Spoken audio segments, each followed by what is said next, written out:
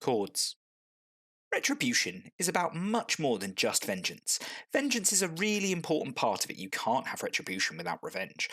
But retribution is much more than that. Vengeance is about harming other people. It's a terrible idea to encourage everyone to do that. Just look at the Faradin. Retribution is about what you can gain from exacting your revenge. It's completely positive. It encourages you to find ways to benefit from taking revenge on other people. Graham smiled disarmingly at the Grey Pilgrim, who couldn't help but look pained. You won't be able to say it's one of the 7 virtues. You definitely can't say that. He trailed off, unsure of what to say beyond that.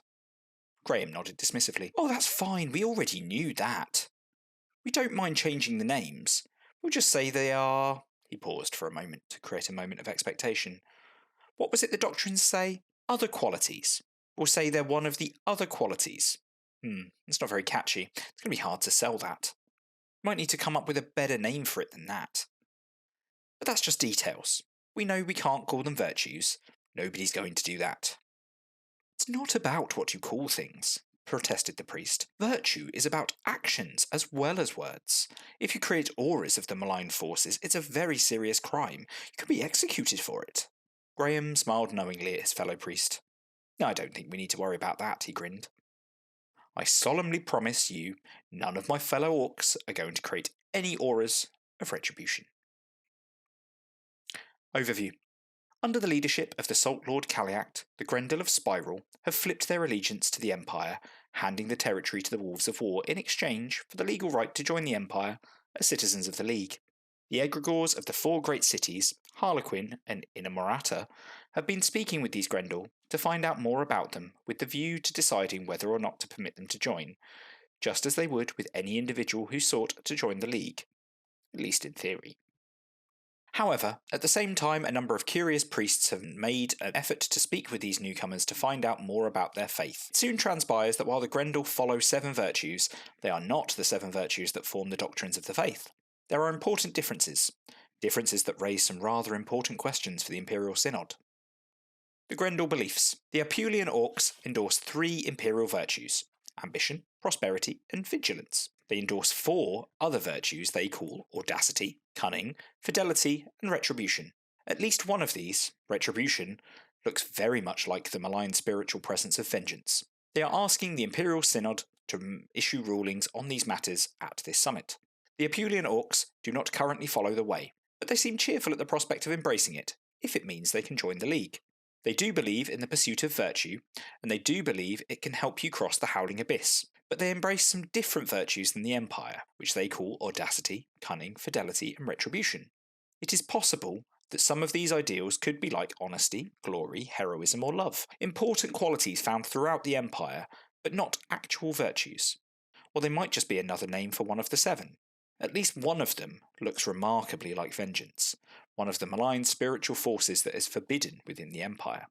The Apulians are eager to join the Empire, but are keen to avoid breaking the law or bringing any religious baggage with them that will not be acceptable in the Empire.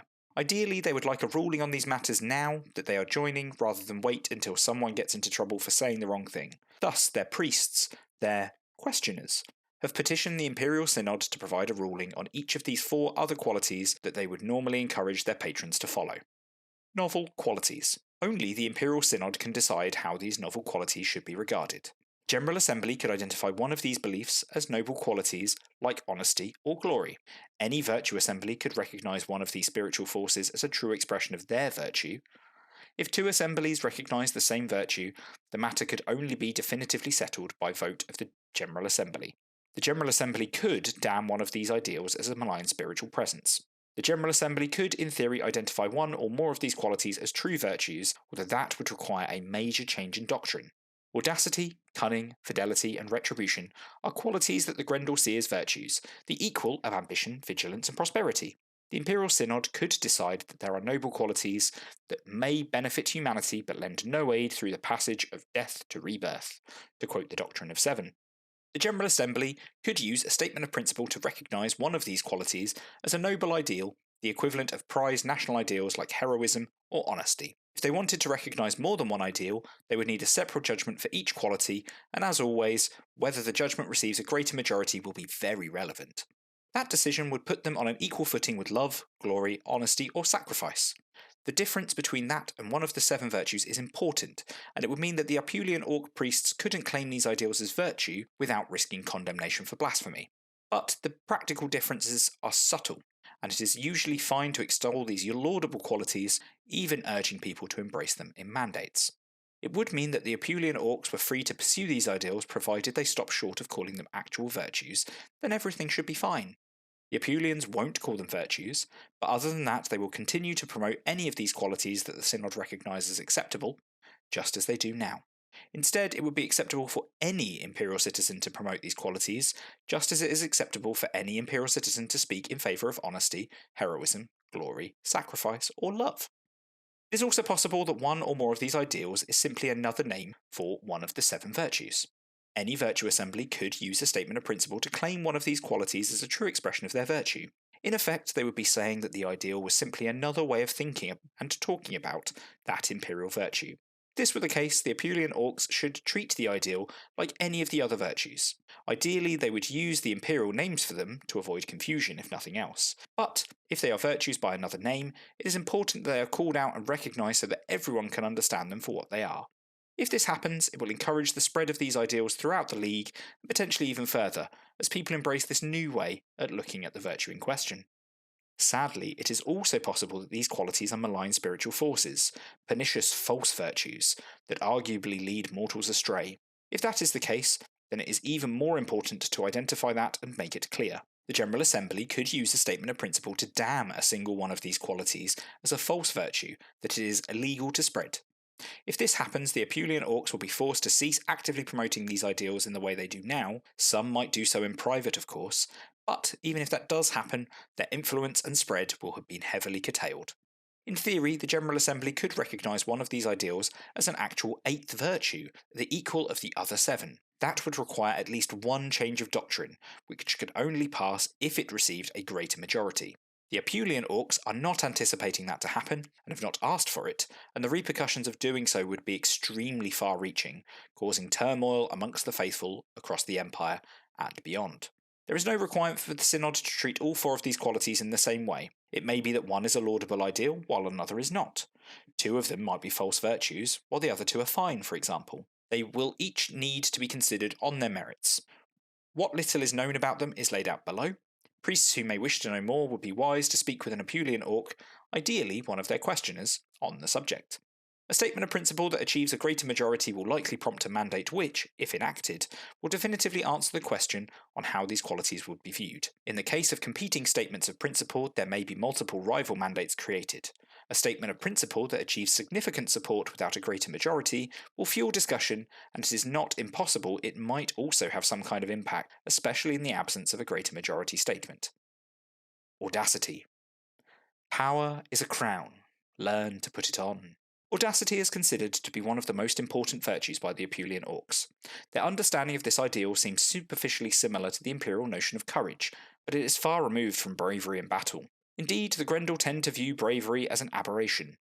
While they understand that it may be necessary to fight when needed, those who take unwise risks in battle are considered to be fools who put their fate in the hands of chance.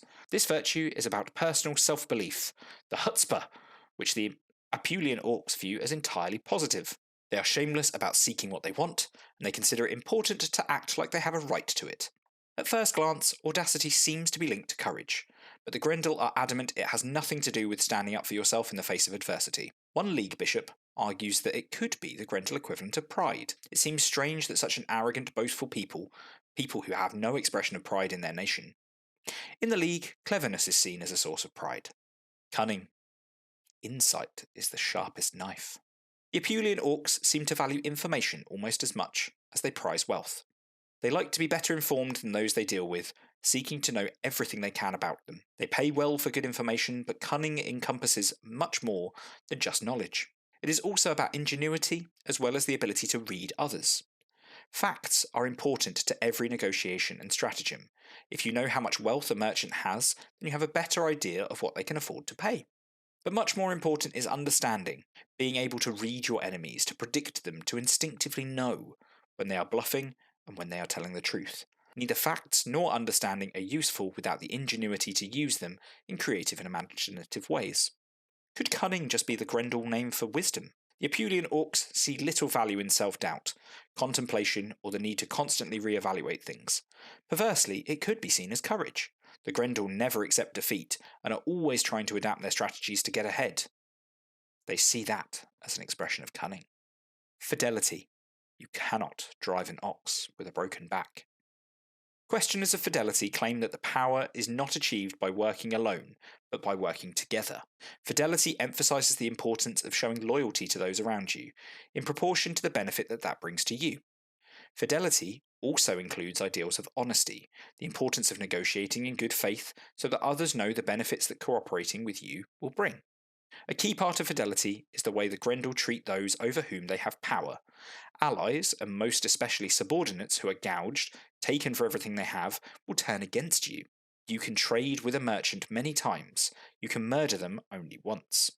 Those who keep faith and pay heed to the well-being of their underlings will ensure their continued loyalty. On the face of it, fidelity could just be the Grendel name for loyalty, but the idea that nobody might know where your loyalties lie seems bizarre to the Apulians. It seems to have a lot in common with prosperity, which the Grendel already promote. Could it just be another aspect of that? Retribution. Vengeance for what you have lost. Retribution for what you will gain. The Grendel firmly embrace lex talionis, believing that retribution is central to a just society. They say that a nation whose people do not fear retribution is one where they do not fear to murder or steal from each other. They encourage fidelity towards subordinates and allies, but they believe that to be powerful, a person must be prepared to exact revenge from those who cross them, no matter who they are. In Grendel's society, retribution can be dangerous, but those who are not prepared to take the risks will find power is slowly stripped from them. They believe the ever-present threat of retribution is harmonious, because it helps keep all parties honest. However, they don't deny the principle of vengeance is an important part of retribution. It is literally the first word of their catechism. However, vengeance is definitely not one of the 7 virtues. It is a false spiritual aura equivalent to anarchy and hatred. The Apulian orcs know the Empire view vengeance in this light, and they understand the legal ramifications of that. They know they will not be permitted to preach vengeance as if it were one of the 7 virtues. What they want to understand is what implications that has for their belief in the importance of retribution. They suggest that if it is the word vengeance that the Imperial Synod object to, they could change their catechism to say, revenge for what you have lost, retribution for what you will gain. This is a relatively popular change with many questioners, since they think the alliteration between revenge and retribution may make it more appealing. It is difficult to see how retribution might be the face of one of the 7 virtues. There is a suggestion that it could be seen as a particularly ruthless interpretation of pride, or a focused version of courage, or a very narrow interpretation of vigilance, but the Apulian orcs' approach so far have seemed sceptical, although they have not outright disagreed. One thing that does pique their interest, however, is a judgment of the General Assembly has already made regarding dead reckoning, in which they reconciled that particular practice with the doctrines. Some of them argue, after all, that retribution is also just good business sense. The virtue of power. The Apulian orcs have asked the Imperial Synod for a ruling and seem genuinely positive about any response. As with the Grendel, they believe that the virtues are a pathway to power, and if something isn't going to bring them power in the Empire, they don't want to pursue it.